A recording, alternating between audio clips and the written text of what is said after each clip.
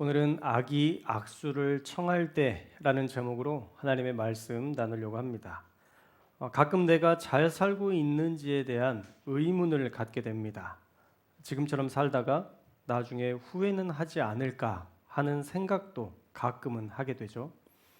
후회 없이 하루를 살고 후회 없이 인생을 살았다고 말할 수 있다면 그 사람은 정말 행복한 사람일 것입니다. 그렇게 행복하게 잘 살기 위해서는 우리가 하는 행동에 대해서 우리가 수시로 점검해 볼 필요가 있는데요. 하나님의 일이라 해도 내가 선한 일을 따라가는지 악한 일을 따라가는지 우리는 수시로 우리의 삶을 분별해야 합니다. 교회 재정을 가지고 부동산 투기를 해서 교회 재정을 불리려 한다면 그건 악이죠. 좋은 일을 하는 것처럼 아무리 포장해도 그것은 악이 될 수밖에 없습니다. 담임 목사의 아들을 세습하려고 작업하고 또 그것을 반대하는 성도를 교회에서 내쫓는다면 그건 악입니다. 내 아들은 교회에서 받아야 하고 남의 아들은 내쫓아도 된다는 특권 의식은 누가 봐도 악인 것이죠. 사실 교회에서 사역하는 사역자라도 그 목적이 선하지 않다면 얼마든지 하나님의 뜻이다라고 포장한 악을 저지를 수도 있습니다. 그러니 내가 하는 일에 대한 목적이 내 욕심이라면 빨리 돌이켜야 합니다. 하나님의 영광이라는 목적이 사라지고 내 욕심이 나의 삶을 흔들고 있다면 그건 무조건 악일 가능성이 높습니다. 그 길 끝에 하나님의 책망을 들을 수 있기 때문입니다. 반대로 선한 일이라면 고난과 어려움이 있다 할지라도 끝까지 그 길을 따라가야 합니다. 왜냐하면 그 길이 수치와 고난의 길 같아도 사실은 나중에 보면 하나님께 영광 돌리는 길이기 때문입니다. 죄를 지으면서 죄를 죄로 알면서도 끝까지 그 길로 간다면 그때는 돌이켜도 늦습니다. 오늘 말씀에서는 다윗이 죄를 알면서도 끝까지 안 들키겠지 하며 밧세바를 취하기 위해 죄를 적극적으로 수용했고 밧세바 임신 후에는 우리아를 들여와서 그 죄를 해결하려고 했지만 그 집으로 들어가지 않았기 때문에 우리아를 죽이는 방법을 선택합니다. 그래서 전장의 맨 앞에 보내어 적군의 그 용사들의 손에 죽게 만듭니다. 이 모든 것이요 성군이라 불리던 다윗이 계획했던 일입니다. 그리고 요압도 그 죽음에 대한 책임을 물을까 싶어서 상황극을 만들어서 왕에게 답변할 것들을 찾으려고 애썼던 모습을 우리가 지난주 말씀에서 살펴보았죠. 만약 다윗이 이 모든 죄를 우리아가 죽는 그 죽음에 대한 죄를 요압에게 떠넘기려고 하면 다윗이 지은 죄다라는 것을 상기시키기 위해서 그 악에서 빠져나갈 묘책을 요압이 생각해 낸 것입니다. 그 묘책은 모든 보고의 마지막에 왕의 종 햇사람 우리아도 죽었노라 라고 말하면 안전할 것이라 생각했기 때문입니다. 당신이 명한 대로 우리는 한 것뿐입니다 라는 그런 보고였다는 것이죠. 그래서 22절 말씀에 보시면 전령이 요압이 전한 말을 다윗에게 고하고 24절 말씀에 보면 왕의 종 햇사람 우리아도 죽었습니다 라고 미리 짜온 각본대로 다윗에게 그대로 전합니다. 그러자 다윗은 너그러운 마음으로 전령을 대하죠. 우리 25절 말씀을 함께 읽겠습니다. 25절 말씀 시작. 다윗이 전령에게 이르되 너는 요압에게 이같이 말하기를 이 일로 걱정하지 말라. 칼은 이 사람이나 저 사람이나 삼키느니라. 그 성을 향하여 더욱 힘써 싸워 함락시키라 하여. 아멘. 자, 요압의 걱정과는 달리 다윗이 너그럽게 그 사건을 무마하려는 것을 우리는 말씀에서 볼 수 있습니다. 물론 자신이 계획한 죄였기 때문에 요압에게 그 죄를 물어서는 안 되는 일이었죠. 그래서 다윗이 그렇게 부드럽게 이야기했는지 모르겠어요. 칼은 이 사람이나 저 사람이나 삼키는 법이지요 라고 얘기하면서 너그러운 관용을 베풀듯이 이야기합니다. 그런데 문제가 하나 남았습니다. 슬피 울며 이 일에 대해서 통곡하는 사람이 있었는데 그 사람이 누구예요? 밧세바인 것이죠. 그의 아내 밧세바의 통곡, 그 힘없는 여인의 통곡을 하나님은 들으십니다.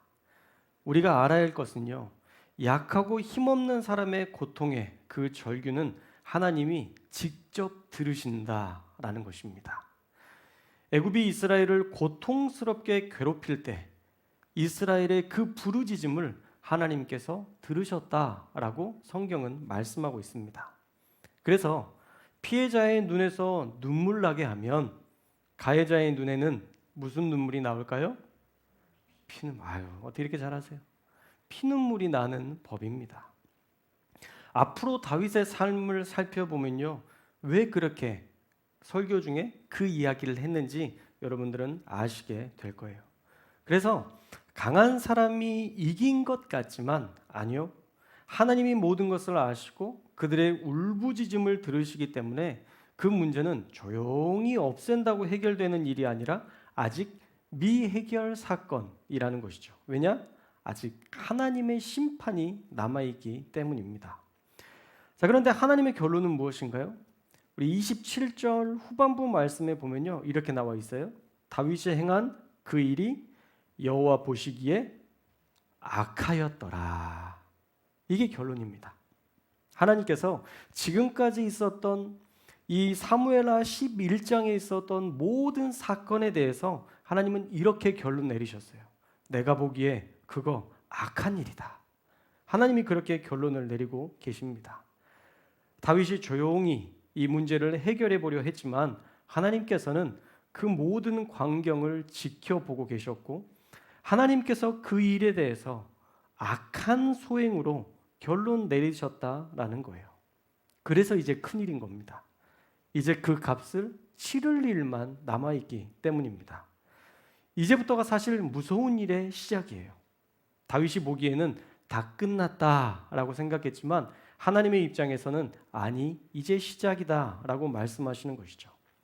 자신이 잠깐 누린 쾌락보다 훨씬 더 무거운 값을 다윗은 치르게 됩니다. 자, 오늘 말씀을 통해서 우리는 한 가지 인생의 교훈을 찾아보려고 하는데요. 그 교훈은 악은 죄로 규정하고 절대 타협하지 않아야 된다는 것입니다. 따라해 볼까요? 악과 타협하지 말자. 악은요, 어떠한 경우에도 타협해서는 안 됩니다. 자, 요압처럼 악에 동조한 후에 나는 왕이 시켜서 어쩔 수 없이 했습니다 라고 말한다고 해도 다윗의 악한 계획과 더불어서 그 악한 계획을 실행한 사람이기 때문에 하나님께서 요압에게 너는 죄가 없다라고 말씀하시지 않을 거예요. 아무리 다윗이 계획을 했어도 요압은 그 죄를 실행한 사람이기 때문에 우리아의 죽음과 아주 밀접한 관련이 있는 사람인 것입니다. 그러니 그리스도인 된 우리도요, 목에 칼이 들어와도 악에 대해서 악이라 말할 수 있는 그런 자세로 살아야 하는 것입니다. 그렇지 않으면 우리는 공범이 될 수도 있기 때문이에요. 우리가 모든 일에 대해서 싸울 필요는 없습니다. 우리가 창세기 말씀을 통해서 요즘 이삭의 삶을 보고 있잖아요. 우물을 빼앗아도 그것에 대해서 용납하고 받아들이고 희생하고 돌아서는 그러한 모습도 귀한 모습입니다. 어떤 부분에서는 이삭처럼 뒤로 물러나는 것도 사실은 필요합니다.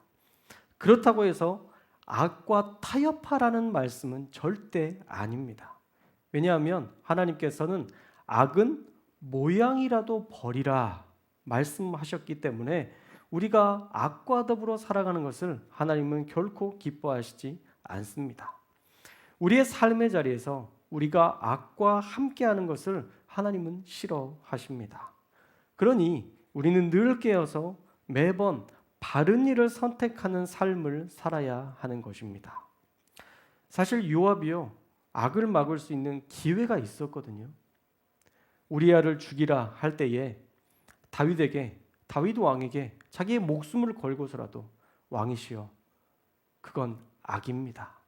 왕이시여, 그건 우리아를 죽이는 것은 더 큰 악입니다. 통촉하여 주옵소서. 그렇게 이야기를 했더라면 다윗처럼 깨어있는 사람은 생각했을 거예요. 돌이켰을 거예요. 왠지 아세요? 나단이 이야기할 때 듣잖아요. 네가 그런 죄를 지었다고 얘기할 때 다윗은 수용하고 철저하게 회개하잖아요. 그 전에 그 악에 대해서 요압이 공모하지만 않았다면 우리아도 살렸을 것이고 요압도 그 죄 가운데 공모하지 않았을 것입니다. 다윗도 더 큰 죄를 짓지 않았을 수 있습니다. 그런데 악과 타협해버린 것이죠. 그래서 악은요, 악을 부른다는 이 성질을, 이 특징을 아셔야 됩니다. 하나의 악이 절대 하나가 아니에요. 그러니까 악이 하나면 끝이면 좋은데 악이 하나가 생기면 그 다음에 또 다른 악이 계속 붙어요. 악은 악을 만들고 자라게 하고 번성하게 합니다. 결국 악이 관영해지면 하나님의 심판이 시작될 수밖에 없는 것이죠. 다윗의 삶이 오늘 이 말씀에 대해서 명확하게 설명해 주고 있어요. 처음 품었던 작은 마음 하나가 점점 커지더니 결국은 간음죄와 살인죄까지 이르게 되는 엄청난 장성한 악을 만들어가는 과정을 보면 악은 결코 혼자 있지 않고 악을 더 만들어낼 것이고 그 악은 또 많은 피폐한 인생을 만들게 되는 것입니다. 그래서 악이 우리의 마음에 잡으려 할 때 우리가 그때가 기회예요. 이미 자리 잡은다면 어떻게 할 수 없고요. 악이 우리의 마음에 잡으려 할 때 우리가 고민하고 있을 때 그때 대적하고 멀리 떠나보내야 되는 것입니다. 처음으로 돌아가 볼까요? 다윗이 창밖으로 목욕하는 여인을 봤습니다. 여러분 그 시점으로 돌아갔을 때 어떻게 하면 문제가 일어나지 않을까요? 아주 간단한 원리가 하나 있는데 창문만 닫았으면 되는 겁니다. 창문만 닫았더라면 아무 문제 없었을 거예요. 아이고 망측스러워라. 무슨 여인이 문을 열고 목욕을 하고 있어? 그리고 문을 닫았더라면 그냥 하나의 해프닝으로 끝날 수 있었습니다. 그런데 문을 열어놓은 채로 묵상하고 마음의 악을 계속 키우고 알아보고 데려오고 이 모든 과정이 악을 진짜 거대한 죄악으로 만들게 되었던 것이죠. 악이 시작되는 곳에서 우리가 해결한다면 창문만 닫으면 되는 일인데 우리가 그것을 하지 못한다는 거예요. 그래서 사랑하는 여러분, 작은 악에 대해서 타협하지 않기를 주님의 이름으로 축원합니다. 여러분 작은 구멍이 결국은 댐에 있는 이 주먹만한 구멍이 결국은 그 댐을 부수고 엄청난 홍수를 만들어내는 것과 같이 우리의 삶의 죄악도 우리 신앙생활의 무너짐도 작은 구멍 하나가 결국 우리 인생을 무너뜨린다는 것을 우리는 꼭 기억해야 될 것입니다. 자, 그렇다면 우리는 어떻게 살아야 되는가? 우리는 매일마다 하나님께 묻고 하나님이 주신 말씀대로 살아야 할 줄로 믿습니다. 여러분 고민된다면, 여러분들이 고민하고 있다면 벌써 그건 하나님의 뜻이 아닐 가능성이 높아요. 내가 어떤 일에 대해서 이렇게 해도 되나? 라고 생각이 된다면 원래는 하지 않는 게 맞는 거예요. 근데 우리가 그걸 왜 계속 하려고 해요? 돈이 되니까, 내 구미에 맞으니까, 뭔가 내가 더 권력을 잡을 수 있으니까 우리가 그 길로 계속 나아가는데 여러분 그것이 악이 되고 그것이 문제가 될 수 있다면 우리는 그 시작에서 멈춰야 되는 것입니다. 기도하며 하나님의 뜻을 묻고 하나님께 우리의 인생에 대해서 피드백 받는 삶을 산다면 악이 우리를 지배하지 못할 것입니다. 아담과 하와가 처음 선악과를 따먹으려고 할 때 하나님께만 물어봤더라면 절대 죄 짓지 않았을 거예요. 하나님, 저 이거 먹어도 돼요? 안 돼요? 하나님이 분명히 먹지 말라고 하셨는데 저 뱀이 먹으래요. 그런데 먹어요, 말아요? 그러면 하나님이 말씀해 주실 거 아니에요? 먹지 마. 내가 먹지 말라고 그랬잖아. 그거 먹으면 너한테 안 좋아. 먹지 마. 그러면 아무런 죄도 짓지 않았을 것이고 에덴 동산에서 정말 편안한 행복한 그 낙원을 누리며 살았을 거예요. 다윗도 마찬가지입니다. 하나님, 제가 저 여인을 취하면 안 됩니까? 라고 얘기했을 때 하나님께서 분명히 얘기할 거예요. 저 여인은 너의 여인이 아니다. 너의 부인도 있고 네가 지금 누리고 있는 수많은 그런 은혜들이 있고 축복이 있는데 너 왜 죄를 취하려고 하느냐? 절대 해서는 안 된다. 라고 하나님께서 말씀해 주실 거예요. 묻기만 하면 답이 있는데 우리가 묻지 않고 살아가기 때문에 우리가 계속 죄의 길로 나아가는 것입니다. 사랑하는 여러분, 악이 악수를 청할 때, 오늘 말씀의 제목이죠.